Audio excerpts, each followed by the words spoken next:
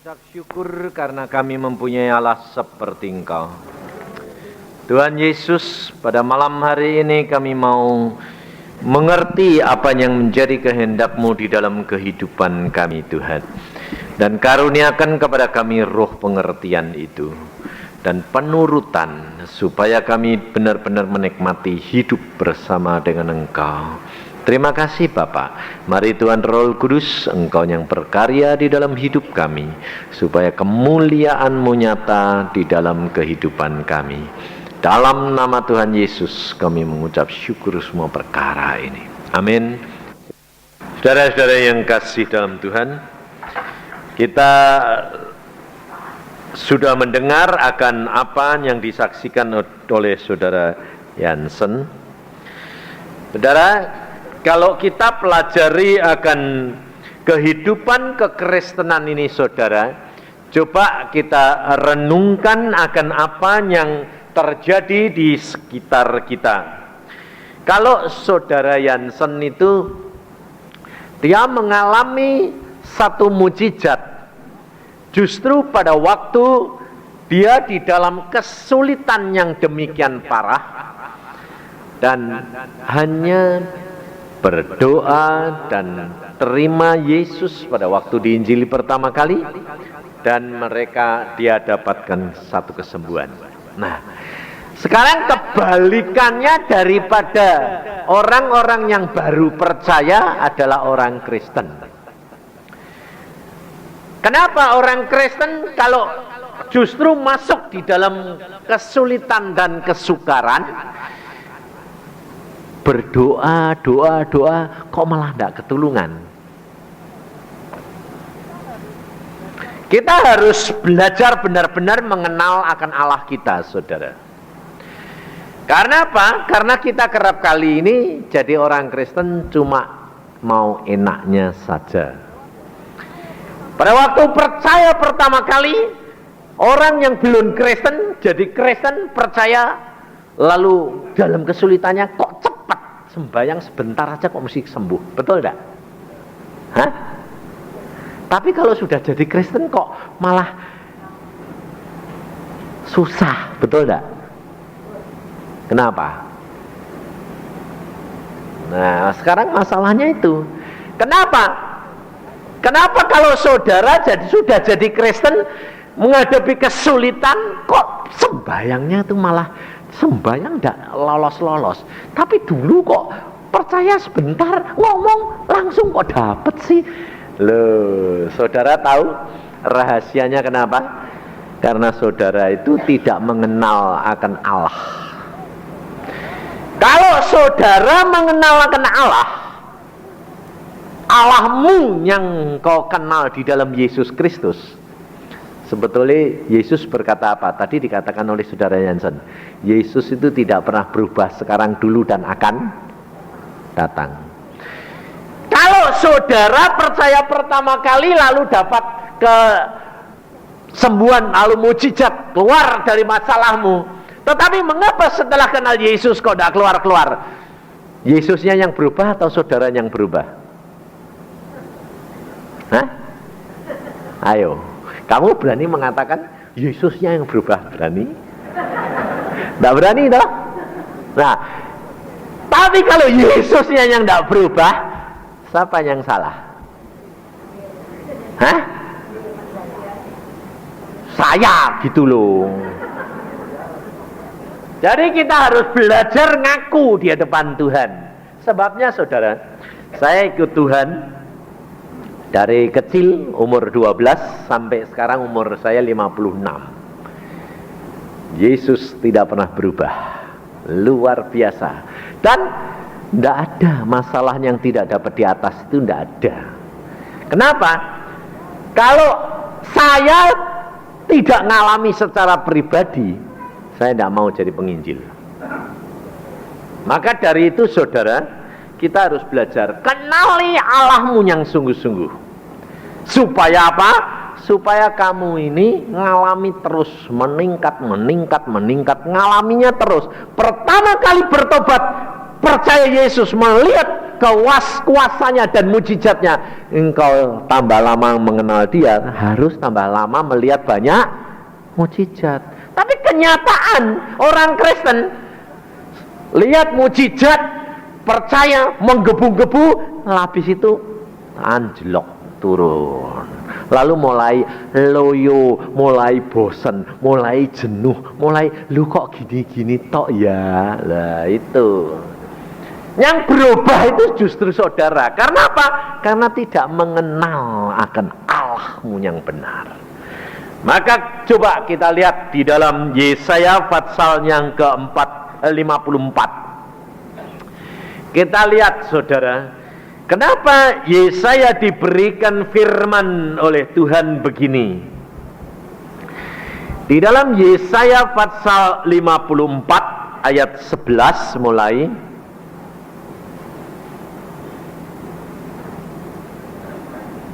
Yesaya 54 ayat yang ke-11 mulai. Hai yang tertindas, yang dilanggar angin badai, yang tidak dihiburkan, sesungguhnya aku akan meletakkan alasmu dari batu hitam dan dasar-dasarmu dari batu nilam. Aku akan membuat kemuncak-kemuncak tembokmu dari batu delima, pintu-pintu gerbangmu dari batu menikam merah, dan segenap tembok perbatasanmu dari batu permata. Semua anakmu akan menjadi murid Tuhan, dan besarlah kesejahteraan mereka. Engkau akan ditegakkan di atas kebenaran, engkau akan jauh dari pemerasan, sebab engkau tidak usah lagi takut. Dan engkau akan jauh dari kekejutan, sebab ia tidak akan mendekat kepadamu. Apabila orang menyerbu, itu bukan daripadaku. Siapapun yang menyerbu engkau, ia akan rebah melawan engkau. Sesungguhnya akulah yang menciptakan tukang besi, yang mengembus api dan menghasilkan senjata menurut kecakapannya. Tetapi akulah juga yang menciptakan pemusnah untuk merusakkannya. Setiap senjata yang ditempa terhadap engkau tidak akan berhasil, dan setiap orang yang melontarkan tuduhan melawan engkau dalam pengadilan akan engkau buktikan salah. Inilah yang menjadi bagian hamba-hamba Tuhan, dan kebenaran yang mereka terima daripadaku. Demikianlah firman Tuhan. Saudara, Yesaya mendapatkan firman ini untuk siapa? Untuk bangsa Israel, saudara. Bangsa Israel adalah bangsa yang sudah mengenal, sudah dipilih, dan mengenal akan Allahnya. Di dalam pengenalan akan Allahnya, saudara, kita harus perhatikan. Kalau saudara dan saya mau mengenal akan Allah kita harus melalui firman Tuhan. Setiap kali firman Tuhan yang saya bawakan, selalu saya tekankan, saudara harus membaca firman Tuhan. Sebab tanpa saudara membaca firman Tuhan, saudara tidak akan dapat mengenal akan Allahmu. Tetapi sekedar membaca, saudara pun tidak akan mengenal tanpa saudara alami sendiri. Seseorang yang dapat mengasihi orang yang lain, dia akan tambah lama tambah mengasihi setelah dia mengenal akan kasihnya saudara yang lain. Saya terus terang, saya tidak akan dapat mengasihi Allah, Yesus Tuhanku, tanpa saya mengenal dia mengasihi aku lebih dahulu. Kira-kira saudara kalau mengasihi seseorang terus menerus tapi tidak dapat balasan, kira-kira kasihmu akan luntur enggak? Nah, bisa enggak ngasih terus enggak dapat balasan? Enggak bisa toh? Nah, saudara perhatikan. Saudara kenal Yesus, Yesus dulu yang mengasihi engkau atau engkau mengasihi Yesus dulu? Yesus mengasihi kita. Dan kalau saudara menjadi orang Kristen, tidak menikmati kasih Yesus terus-menerus, kasihmu akan luntur. Engkau akan mengalami kejenuhan, engkau akan mengalami kesuaman, engkau akan mengalami kekecewaan. Sebab Alkitab sudah berkata, orang yang mencari aku dengan tekun, dia yang mendapatkan. Artinya apa, saudara? Kalau engkau membaca firman Tuhan dan mengalami hari demi hari, engkau akan melihat kasih-Nya Allah luar biasa. Dan engkau akan tambah lama tambah cinta kepada Dia luar biasa. Makanya itu engkau harus mengalami apa? Untuk mengenal kasih-Nya Dia, engkau harus mengalami apa? Kesulitan. Ayo, kamu kalau tidak pernah mengalami kesulitan, ayo, kira-kira tahu tidak kasihnya Allah itu luar biasa?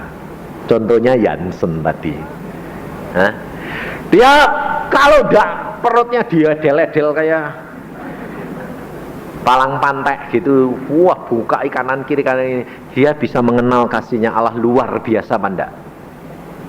Tidak bisa. Tapi sembayangnya orang Kristen bilang apa? Tuhan, hindarkan aku. Betul enggak? Hah? Mau kesulitan enggak? Enggak ada yang mau dah? Nah, kalau saudara tidak mengalami kesulitan, lah kapan kamu lihat cintanya Yesus? Wong kamu bisa ngatasi sendiri. Lalu kamu bilang apa? Hidup itu kok enak ya? Enak toh? Enak. Terus akhirnya enggak kenal Yesus, suam, saudara tahu. Alkitab sudah mengajar hal yang tertindas, yang langgar angin badai, yang tidak dihiburkan. Loh, jelas toh? Itu yang dipilih. Sesungguhnya aku akan meletakkan alasmu dari batu hitam. Loh, temboknya dari permata. Loh, rencana Allah luar biasa enggak? Lah kok kalau ada kesulitan sedikit kok saudara-saudara langsung bilang apa? Tuhan loh. Kira-kira temboknya itu dari permata jadi dipasang enggak? Enggak. Kenapa? Lawang barusan dikasih kesulitan sedikit saja sudah. Jangan Tuhan. Loh, Tuhan bilang, aku mau masang. Nggak usah dah. Daripada susah-susah. Dah. Nggak jadi lagi dah. Loh, saudara tahu. Saudara harus belajar firman Tuhan. Saudara harus alami. Saudara akan melihat kemuliaan Allah yang luar biasa. Saya kalau dapat kesulitan, nggak pernah pusing saya. Saya kalau dapat sakit, tidak pernah bilang, Tuhan, Engkau tuh sayang kasih kok sakit. Saya bilang, puji Tuhan. Loh, kenapa puji Tuhan? Sebab tambah sakitnya tambah parah, kemuliaan Allah harus dinyatakan. Kalau tidak, dia malu. Sebab tidak menepi firman-Nya. Betul enggak? Hah? Loh, sebab Alkitab berkata, kalau engkau dan saya sudah tidak mampu, Allah yang akan bertindak untuk engkau. Ya toh? Nah, selama engkau bisa, Allah bertindak enggak? Anakmu engkau didik. Nah, ambil, angkat itu batu. Kira-kira kamu tahu enggak kalau anakmu itu yang kamu suruh itu sanggup? Sanggup. Kalau anaknya bilang, berat Pak, angkat. Berat Pak, angkat. Waktu dia angkat mau jatuhin kakinya, kamu cepat-cepat angkat enggak? Sebabnya apa? Kalau luka, wong itu nurut perintahmu. Loh, ya dah. Makanya kalau anak saya waktu saya belajari berenang, saya bilang, loncat. Anak saya bilang, Pak, aku udah bisa berenang. Ya, bapakmu tahu enggak kalau kamu enggak bisa berenang? Tahu. Lah kok nyuruh kamu masuk ke tempat yang dalam kok kamu enggak berani? Nanti kan aku tenggelam. Loh, bapakmu rela enggak kamu mati tenggelam? Enggak. Lah ya kok kamu takut? Tapi takut tuh ya sudah, kalau takut ya enggak usah belajar. Betul enggak saudara? Saudara harus berani melakukan firman Tuhan, sebab Allahmu itu tahu apa yang dia harus kerjakan. Nanti kalau anak itu berani masuk, waktu anak saya yang satu bilang loncat, saya bilang, dia loncat, beleng, lu kamu loncat biarin, kalau aku matian bapaknya sing izin, lah, betul dah? Tidak akan biarkan dong anaknya mati. Wong bapaknya cuma tahu dia harus berani. Nah, orang yang berani begitu, dia akan mengenal akan Allah, kasihnya Allah. Maka dari itu saudara, engkau harus belajar seperti Tuhan Yesus. Tuhan Yesus, dia melakukan segala perkara yang Bapa kehendaki. Apapun terjang saja. Saya ngalami saudara dari hari ke hari. Luar biasa Allahku itu. Rumah saya barusan selesai. Orang-orang bilang begini, waduh, hebat banget. Saya bilang, anugerah bukan hebat. Yang hebat itu Yesus. Sebab pada waktu Tuhan mengatakan, bangun rumahmu, saya bilang, Tuhan, duitnya mana? Tuhan mengatakan, bangun, aku Allahmu yang ngomong. Ya sudah, saya bilang, oke, engkau ngomong loh Tuhan, ya. Baik, mobil Accord saya jual, dapat cuma 42 juta.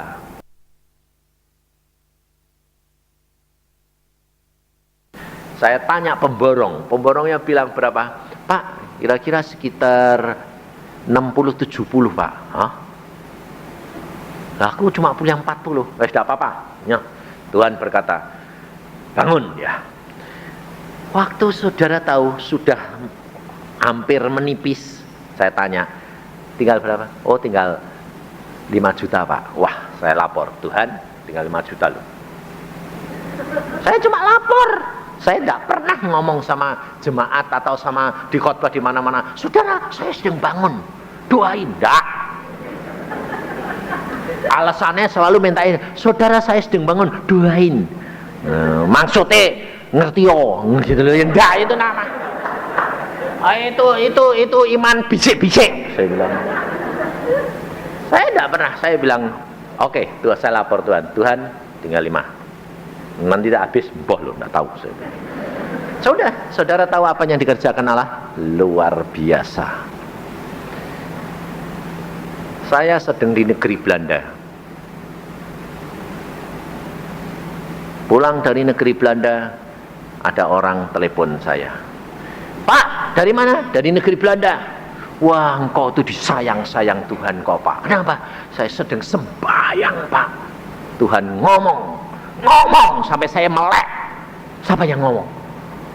Lalu, oh tidak ada orang, sembahyang lagi. Tuhan ngomong lagi. Ngomong apa? Saya pikir saya, ngomong apa buat saya, pesan buat saya. Nggak mikir saya kalau ada perkara duit, nggak. Tapi dia bilang, apa yang kamu dengar? Ingat hambaku Yusa. Aneh enggak? 2 kali ngomong, ingat hambaku Yusa. Apa maksudmu Tuhan? Tuhan ngomong, berkati dia. Loh, oh ya Tuhan. Lalu dia tanya, berapa Tuhan? Berapa kamu mau memberi? Naikkan cek, 10 ya Tuhan, 10 juta. Loh, bayangin. Dia tidak tahu apa-apa, apa yang saya butuhkan tidak tahu. Allahku tahu, dia merintah bendaharanya. Loh, itu loh caranya. Jangan lalu gini, wah kolektornya kurang.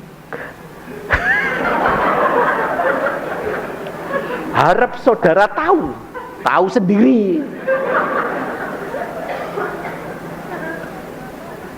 Karena apa? Karena saudara ini tidak kenal pribadi dia secara pribadi. Kalau engkau kenal, tidak usah takut apapun yang kamu lakukan untuk dia. Itu sudah habis. Apa terjadi? Itu terjadi lagi. Setelah dibangun, bengkak.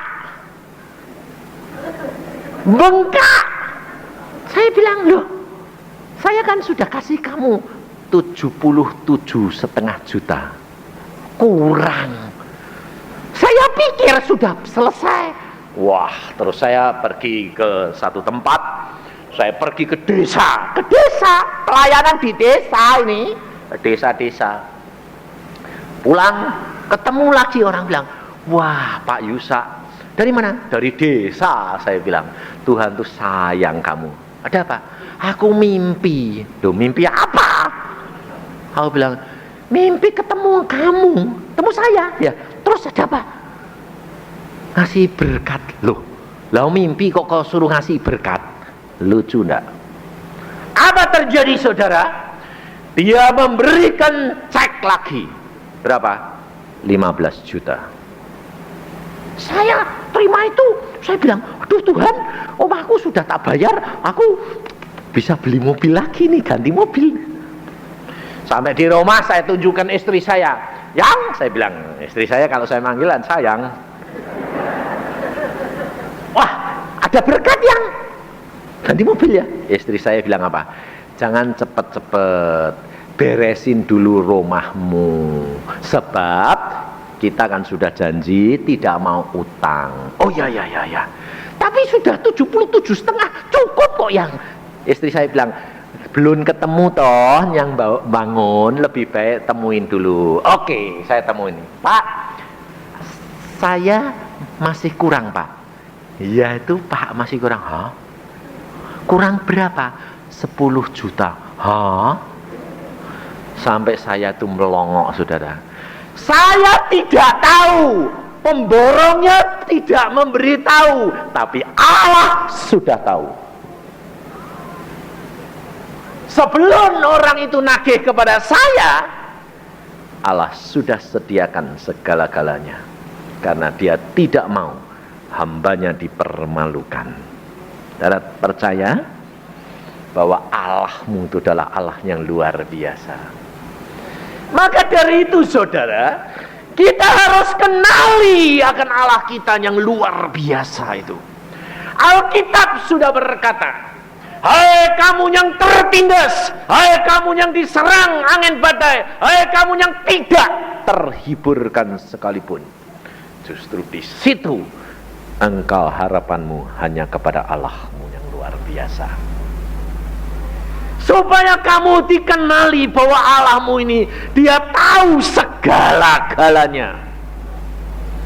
Dan apa saja yang menimpa kamu yang bukan dari Tuhan, perhatikan ini. Apa yang menimpa kamu yang bukan daripada Tuhan, engkau dan saya sanggup mengatasi. Sebab Alkitab sudah berkata, di dalam ayat yang di sini dikatakan, apabila ayat 15, apabila orang menyerbu, itu bukan daripadaku. Siapapun yang menyerbu engkau, ia akan rebah melawan engkau.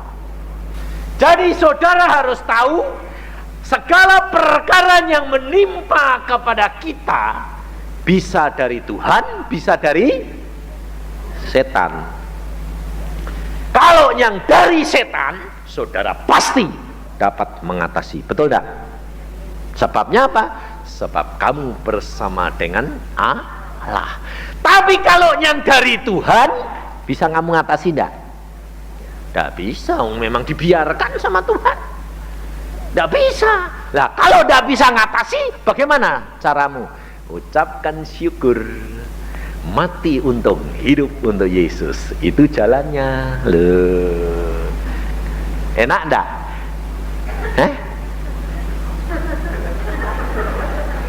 Loh, Alkitab yang ngomong bukan saya loh.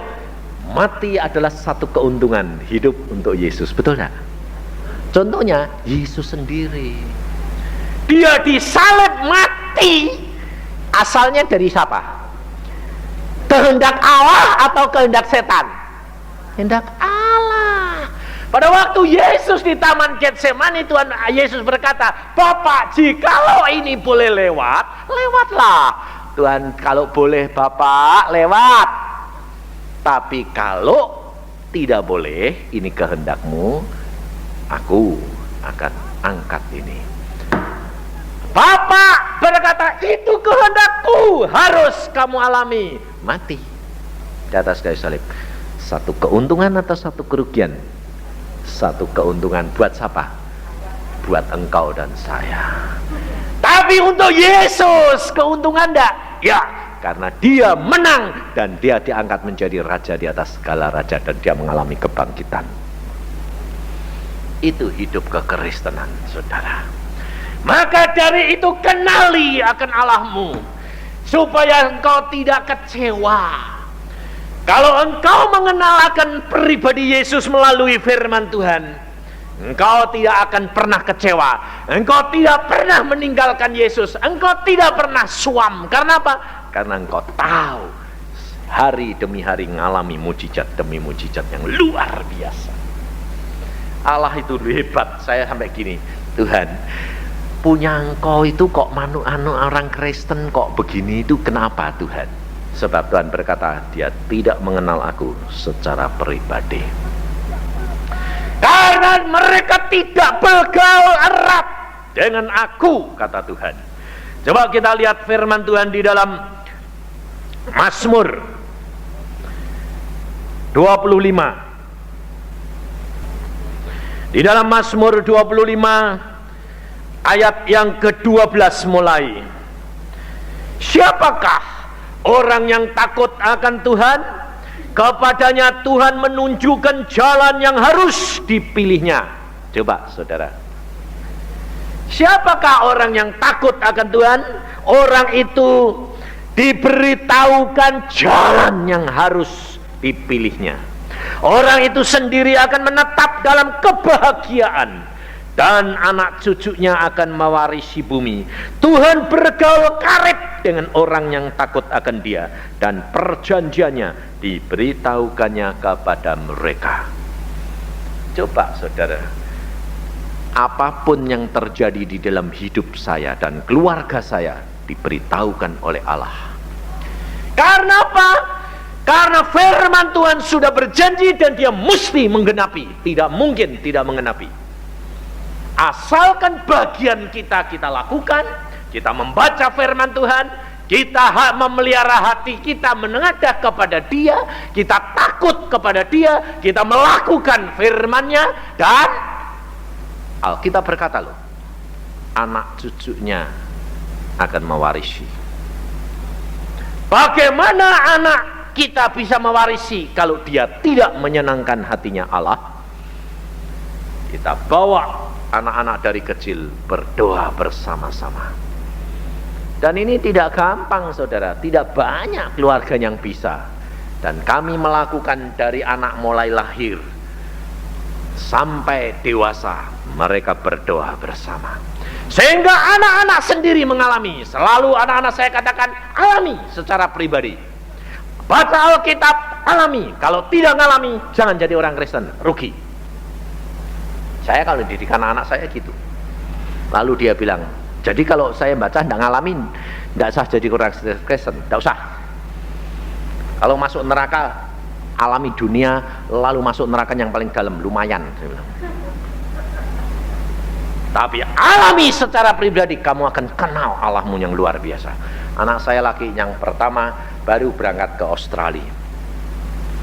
Pada waktu dia sekolah ke sana, Tuhan berkata, sekolah nak, berangkat ke Australia. Saya kaget saudara. Dia bilang, Pak, saya mesti berangkat ke Australia. Hah? Kamu sudah berdoa? Sudah. Tuhan berkata harus berangkat. Saya berdoa, Tuhan, ini rencanamu. Ya, harus pergi. Ternyata saudara, pada waktu dia mau pergi, ketakutan. Sendiri, berangkat sendiri, takut ini biayanya bagaimana, nanti di sana bagaimana. Rumah sedang dibangun. Pada dia berangkat tanggal 27 Agustus yang lalu. Bersama-sama saya berkata, kalau itu kehendak Tuhan, Tuhan akan selesaikan. Tidak usah takut, biaya pun tidak usah takut, apapun terjadi. Pada waktu saya hantar saudara pergi ke airport, dia penuh ketakutan. Pak, nanti ini pakai pesawatnya itu pesawat Qantas. semua omong Inggris, aku tidak bisa. Nanti taruh gitar tuh ngomongin bagaimana? Nanti kalau minta ini bagaimana? Saya bilang berdoa, Allah nggak ngatur. Ya, alami. Ya, saudara tahu apa terjadi? Sampai di airport ketemu siapa? Yang punya travel. Dia ketemu saya, dia bilang, "Loh Pak Yusa, mau berangkat?" "Enggak, anak saya." "Oh ya, mana paspornya? Mana tiketnya? Nih, mana barangmu?" Tak atur semuanya. Bayangin, saudara. Anak saya sampai, "Hah? Tuhan hebat ya Pak." "Iya, ngalahmu kok." Tahu bahwa engkau tuh takut, tahu. Diatur semuanya. Loh. Habis itu nanti di dalamnya bagaimana Pak? Nggak usah takut.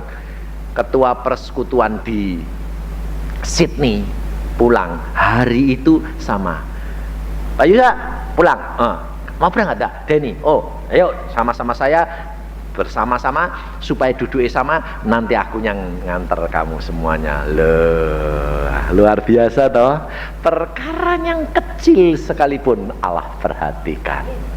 Saudara tahu bahwa hidup kekristenan itu tidak perlu khawatir, tidak perlu takut, karena Alkitab sudah berkata, asal engkau hidup takut akan Allah, mengenal akan pribadi Dia, hidupmu penuh di dalam kebahagiaan.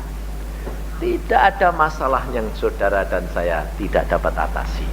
Saudara tahu, pada waktu saya pikir-pikir, kamu nanti bawa uang berapa nang?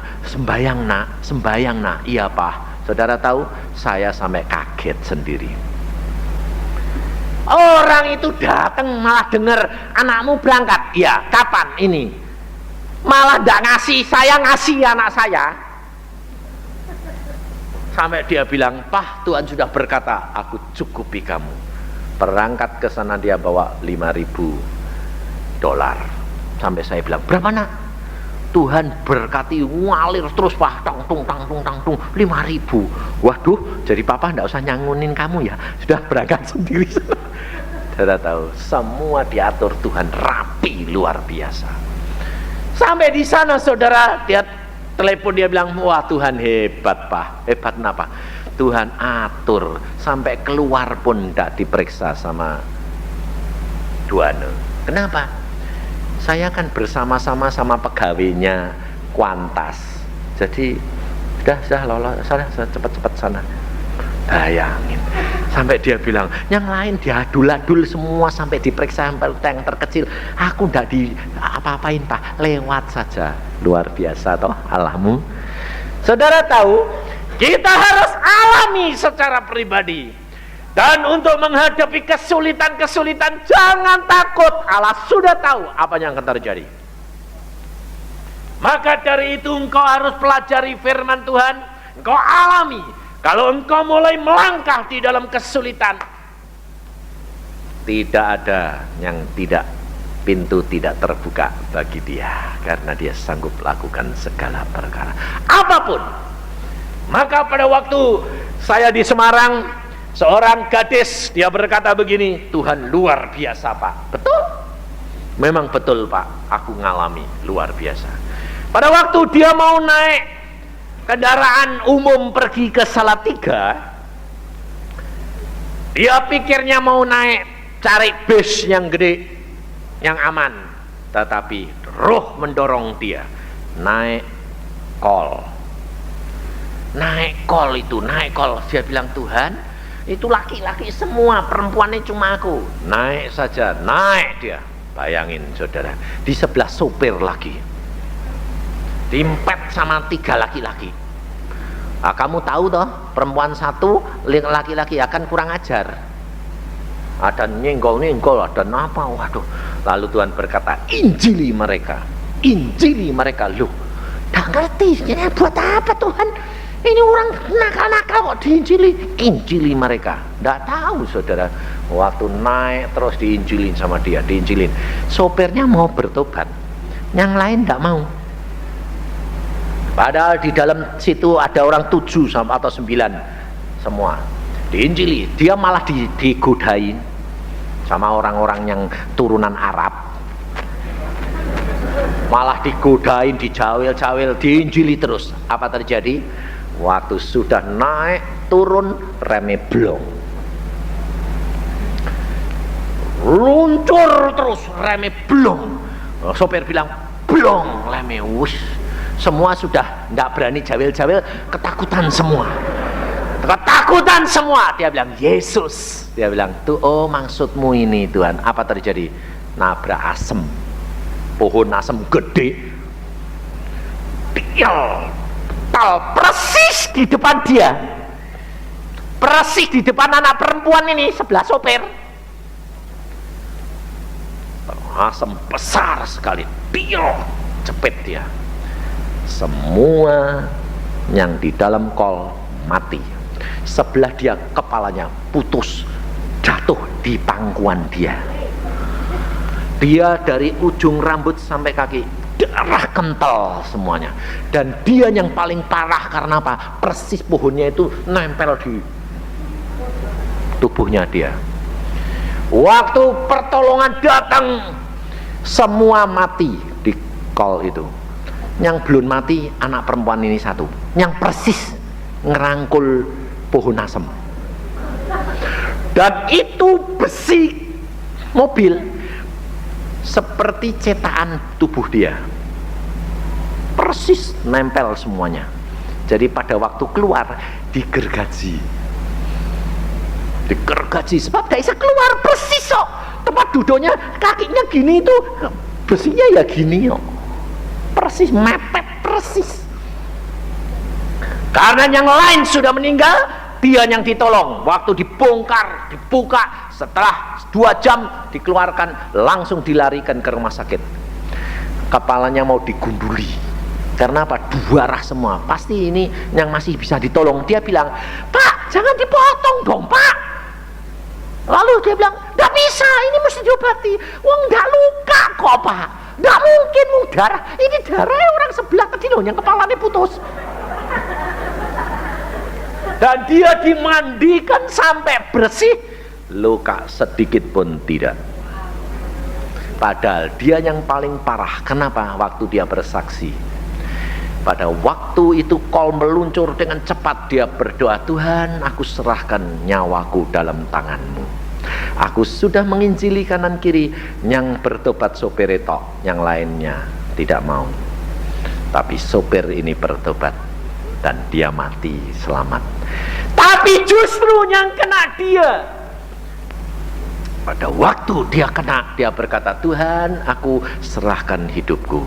Pada waktu mau mengena itu, nabrak itu asem, dia lihat dari langit turun bantal yang warnanya ungu turun. Waktu turun dia bilang, puji Tuhan, dia sikap pohon asem. Bantal, katanya dia bilang, empuk Pak Yusa, bantal itu besar bagus loh, tak rangkul, puji Tuhan. Tidak taunya buka mata pohon asem. Loh saudara, dan itu bisa mengecap di tubuh dia, tidak ada yang luka.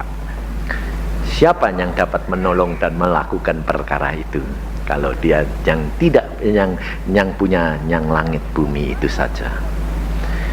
Kalau saudara takut mati, malah mati. Maka dari itu saudara, kenali Allahmu. Engkau harus tahu caranya Allahmu bekerja. Engkau harus berani menghadapi satu kenyataan hidup. Karena di dalam dunia ini saudara tidak bisa lepas daripada kesulitan. Lingkunganmu, engkau berdagang, orang yang relasimu pun kena kamu. Engkau berkendaraan sekalipun, engkau tidak nabrak, bisa ditabrak orang. Saudara, kehidupan di dalam dunia kita tidak lepas daripada angin badai, tidak lepas daripada tindasan. Tetapi kamu harus kenali Allahmu. Kalau itu bukan daripada Tuhan, kesulitan boleh datang, mesti lepas. Karena Alkitab sudah berkata, apabila engkau melekat kepada Dia, maka musuh-musuh yang menyerbu akan rebah dengan sendirinya. Dalam masa sekarang ini, masa yang jahat, saudara. Pembunuhan, perkosaan, penganiayaan, penipuan, kejahatan luar biasa. Tapi Alkitab berkata, lihat di dalam Wahyu. Lihat di dalam Wahyu Fatsal yang kedua, Fatsal yang ketiga, ayat yang ke-10. Ini firman daripada Tuhan. Ini jaminan, saudara. Di dalam Wahyu Fatsal 3 ayat 10, karena engkau menuruti firman-Ku, karena engkau menuruti firman-Ku untuk tekun menantikan Aku.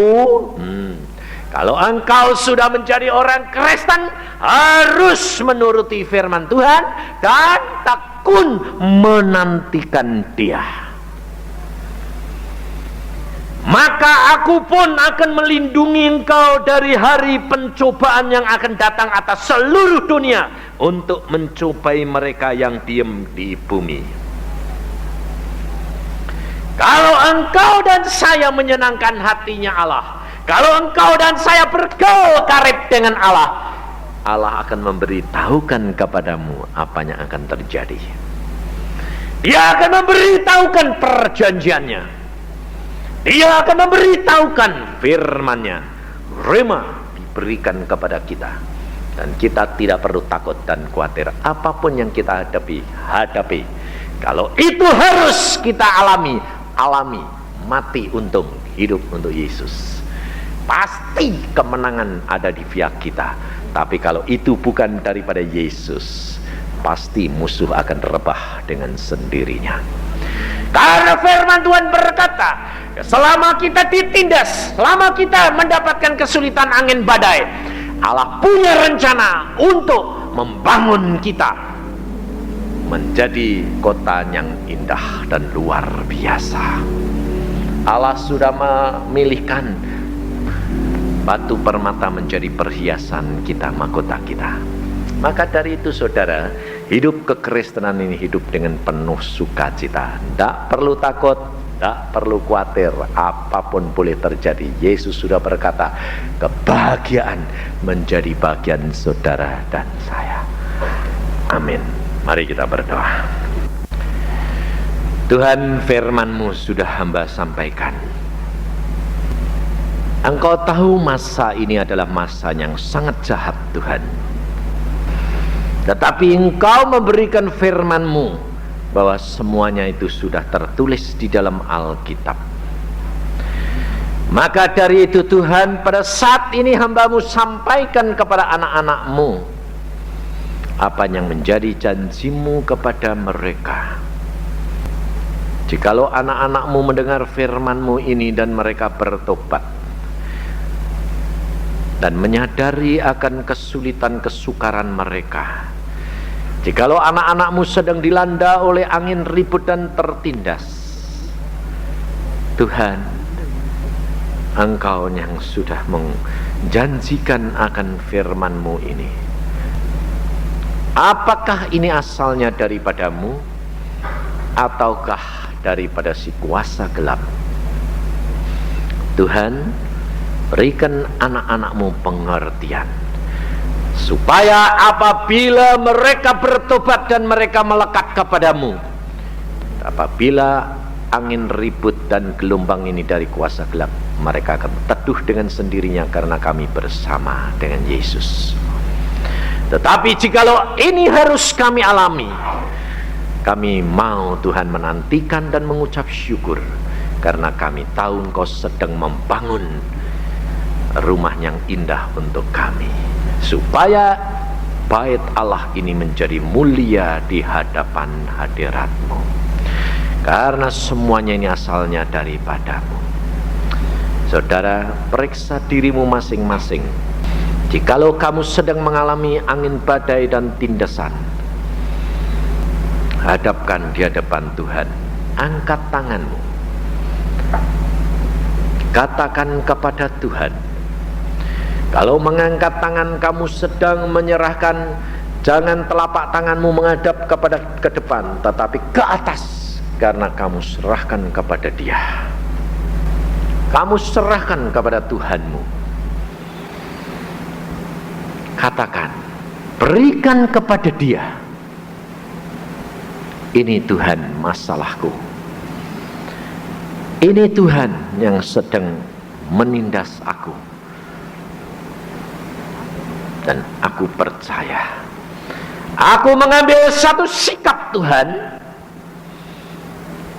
sesuai dengan firman-Mu. Kalau ini asalnya daripadamu dan kehendak-Mu, aku ucapkan syukur karena aku tahu Engkau mempunyai rencana yang indah di dalam hidupku.